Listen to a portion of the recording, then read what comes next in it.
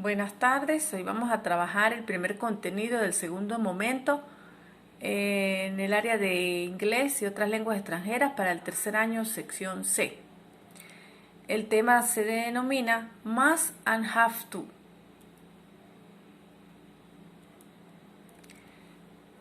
El modal must, como se hace llamar, el must se utiliza para expresar obligaciones o prohibiciones y también se utiliza para dar consejos con énfasis. Por ejemplo, you must stop before the stop sign. Aquí traduce, tú deberías parar antes de la señal de stop. Aquí se dice, se expresa una obligación. Tú deberías ir a la fiesta. Aquí sería un consejo que le estarían dando a la persona. Para trabajar con el must, se debe seguir una estructura en la oración, ¿sí? Se dice que los verbos modales son iguales para todas las personas y siempre van seguidos de un infinitivo sin el tú. En este caso no se va a colocar tú. Como se observa, la estructura es la siguiente. Se coloca el sujeto de la oración, que es persona, animal o cosa de quien se habla. Y si no se va a trabajar con el nombre de la persona, se utilizan los pronombres personales que lo sustituyen. I, you, she, he, it, we, you, and they. Se coloca el verbo modal, que en este caso es el must. Luego se coloca el verbo principal, que es el que me va a decir qué es lo que está sucediendo. A este verbo le siguen los complementos de la oración. Por ejemplo, she must wear a helm. Aquí dice, ella debería, de acuerdo con el dibujo, ella debería colocarse un casco.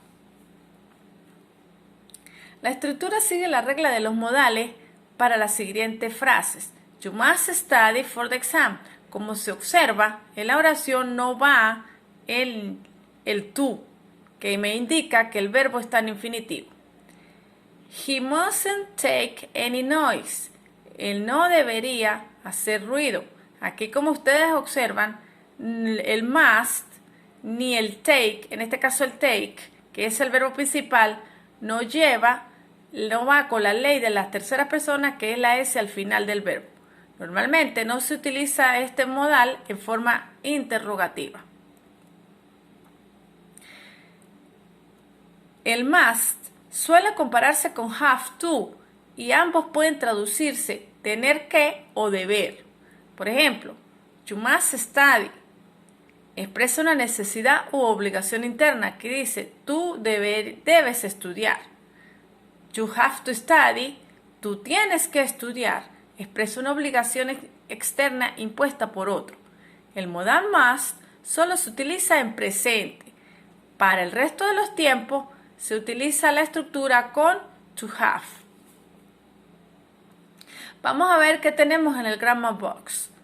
Como sabemos, la estructura comienza con el sujeto de la oración. Luego colocamos el más el verbo principal. Esto es en la forma afirmativa. En la forma negativa colocamos el sujeto más not. Si yo no quiero escribir más not, yo escribo mustn't, que es la forma contraída de estas dos palabras que están acá. Y en la forma interrogativa, como dije anteriormente, normalmente no se utiliza, pero sí se puede hacer. Se coloca primero el más, luego se coloca el sujeto de la oración y luego el verbo. Y se cierra con una interrogación. Ahora vamos a trabajar con el have to. Aquí dice, como verbo modal se usa para expresar obligación. En este caso es tener que. Para trabajar con este modal se debe tener claro que el verbo to have tiene tres formas. Una es have o has. Acordémonos que esto tiene una conjugación. Sirve de auxiliar en los tiempos perfectos. En este caso es haber. I have written poems. Yo he escrito poema. Como vemos, aquí está el to have cumpliendo la función de auxiliar para los presentes, para los tiempos perfectos, y me traduce yo he escrito poema, participio pasado del verbo principal. Have o has como verbo modal sirve para expresar obligación, me traduce tener que. Por ejemplo, you have to study, tú tienes que estudiar. Y have o has como verbo principal de la oración que expresa la acción verbal me traduce tener. Por ejemplo, yo tengo un carro. El have to suele compararse con más y ambos pueden traducirse tener que o deber. Por ejemplo, you must study, tú tienes que estudiar o tú debes estudiar. Expresa una necesidad u obligación interna, y you have to study, que expresa una obligación externa impuesta por otro. Es importante recordar que el modal, en este caso have to como modal, se conjuga como cualquier verbo en presente simple, es decir, que necesitamos poner la tercera persona has to o el auxiliar do o das para las formas interrogativas y negativas. Vamos a ver cómo es. En Grammar Box encontramos los siguientes datos. Como comprenderemos, como sabemos, siempre en una oración debe haber un sujeto. Aquí tenemos los pronombres personales. Aquí está conjugado. I have, you have, she has, he has, it has, we have, you have, and they have. En la forma negativa, dijera de esta manera. I don't have. You don't have, she doesn't have, he doesn't have, it doesn't have, we don't have, you don't have, they don't have. Recordemos que el don't y doesn't es producto del do not.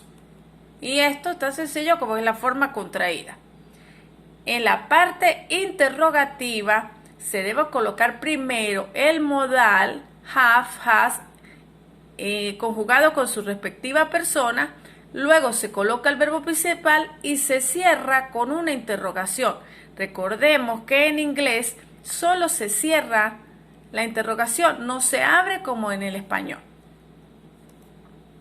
Muchísimas gracias.